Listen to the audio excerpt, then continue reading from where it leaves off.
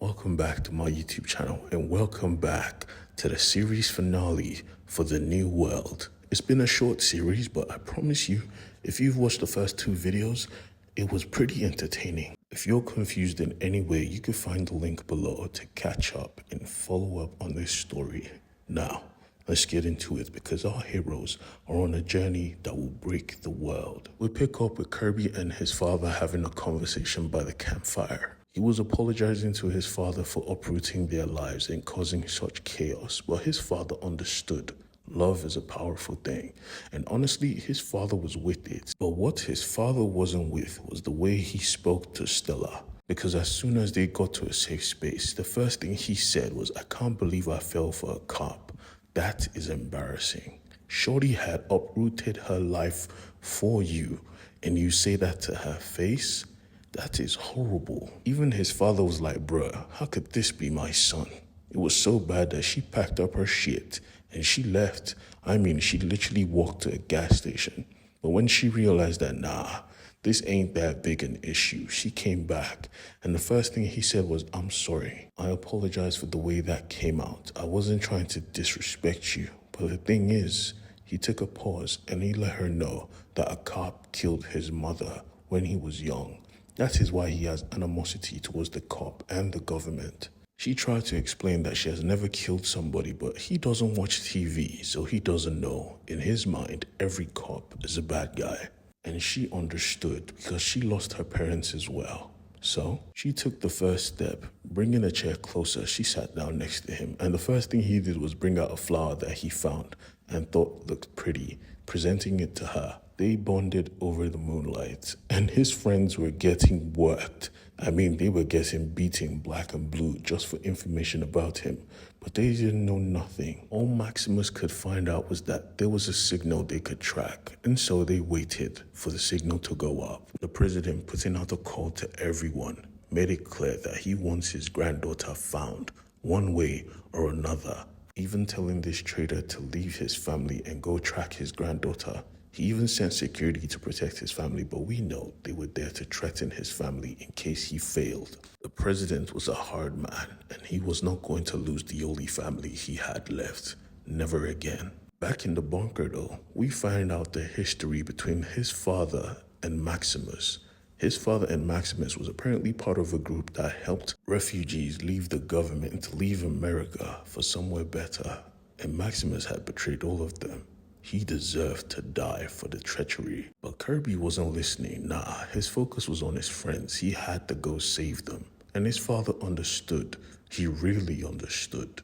Stella didn't want to risk it, but he said, "That's unfair. We went back for your freaking cat." Literally. And at that moment, the cat came out and just strolled away. It was such a funny moment. But she was smart. She was going to find a way to save his friends. And so they devised a plan. She wore her armor and drenched it in blood. I don't know where she got the blood. Went into the gas station acting like she escaped her captors, and then she went to the border, calling every single security personnel to come with her, rendering that place free of security. His father was proud. "You found a good one, boy." But she wasn't done. She went to the server room and planted her own personal AI that was there to support her. Now, they had total access to the country's network, but also they were able to be tracked. And Maximus was coming in full speed, and he was live because he only kills on live. That was his fetish. But back in the bunker, he could tell his son was on edge, so he assured him, "Don't worry, your girl will be good. She could take care of herself." And then he finished his beer, asking his son to go get him some more in the bunker, and he did. But then his father simply locked the door behind him. He looked up and said, "Dad?" But his dad made it clear, "Yeah, this is the end of the road for me, kid." Sending him a bag with the cat. He started crying. "Dad, no." But he simply said, "Run, live, because what waited for you here was death." Maximus was outside, ready for action, and he met his father sitting, waiting for him, drinking one more beer before the action. He asked Maximus, "Are you live?" And Maximus smiled. "I am always live." Tossing him a sword, he caught it and got ready for battle because today you die here. Maximus.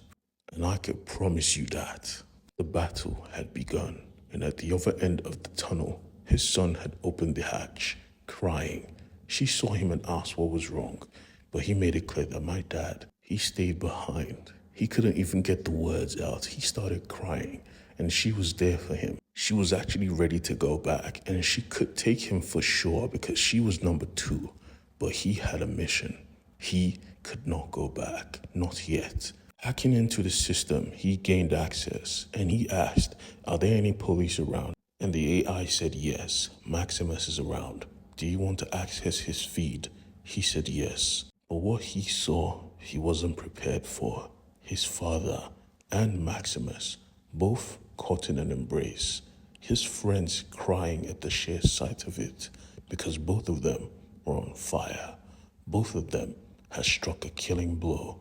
Both of them had died. Everyone who saw this was crying. Even Stella herself. Even the president that was witnessing this may have realized, Jesus, did I go too far? But they had a mission to complete, so they got into character. Just as the great betrayer finally decided to grow a backbone and said, enough, I'm done. But Stella and Kirby made a discovery they did not expect, a discovery that made them angry. So she made the choice to go live, right here, right now. Speaking to everyone around the world, she told them this was crazy.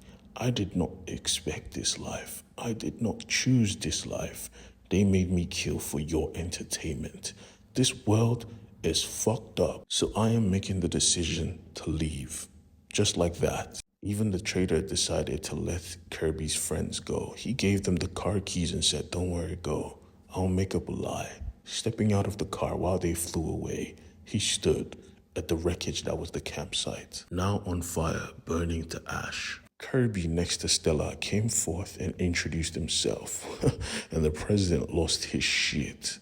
They made it clear that they're leaving for love, and she said her final goodbye to her fans. She said goodbye to America, turning her camera and showing the world that the wall never existed in the first place. America made it up as a lie. This was just a hard light construct. And then she turned off the camera. Looking at Kirby, she knew that he would probably want to stay and get revenge for his father. He tried to explain, I'm not the type to run away. I have to face this, but she explained, I'm not running away. I am just choosing something else. Would you come with me? Stretching out her hand, but Kirby was himself. He had to get vengeance, and she knew. She shed a tear, mustering up all her courage, and she walked to the wall, finally deciding to head for newer pastures. With one step, she walked through the portal, and he walked with her because he loved her, and no revenge was worth losing her. This is how the story ends. Thank you for watching my video. I appreciate it. Please like and subscribe to my YouTube channel for more comic book content. Yeah.